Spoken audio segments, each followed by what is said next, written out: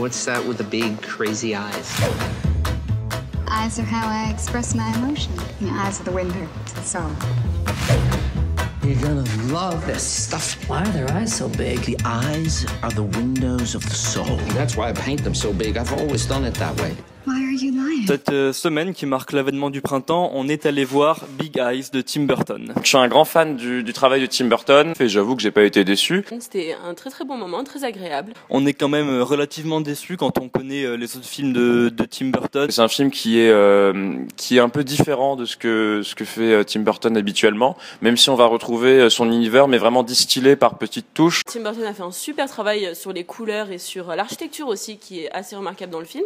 Une photographie remarquable, plusieurs moments du film dans lesquels on voit une myriade de couleurs qui en font une véritable orgie chromatique. It's just moving really fast.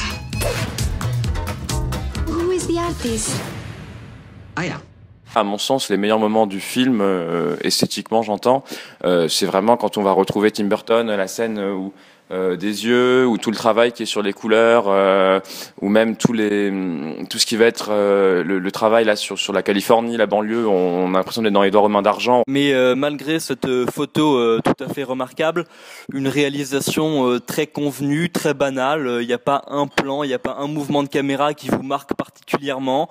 Amy Adams, très attachante, donc dans le rôle d'une peintre dont on vole tout le travail, on y croit. Christophe Waltz est tout à fait génial. Bon, après c'est encore un rôle de méchant, donc le pauvre, je pense qu'il aimerait bien faire autre chose, mais c'est pas grave, il excelle dans ce rôle. Il est vraiment très juste dans le personnage mesquin. Complètement charismatique, mais dans tout le film, il n'y a pas un moment où il nous perd, on est captivé. Ils ont une petite fille qu'on va grandir et qui a un visage tout à fait fascinant, avec des grands yeux comme ça.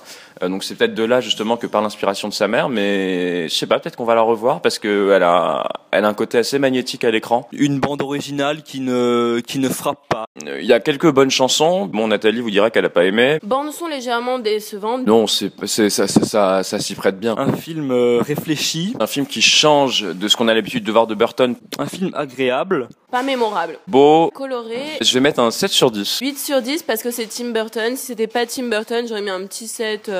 7 sur 10. Et je vous conseille vivement d'aller le voir avec des copains ou des copines ou en famille ou bien tout seul comme moi. How am I gonna explain that? Looks like you painted yourself into a corner.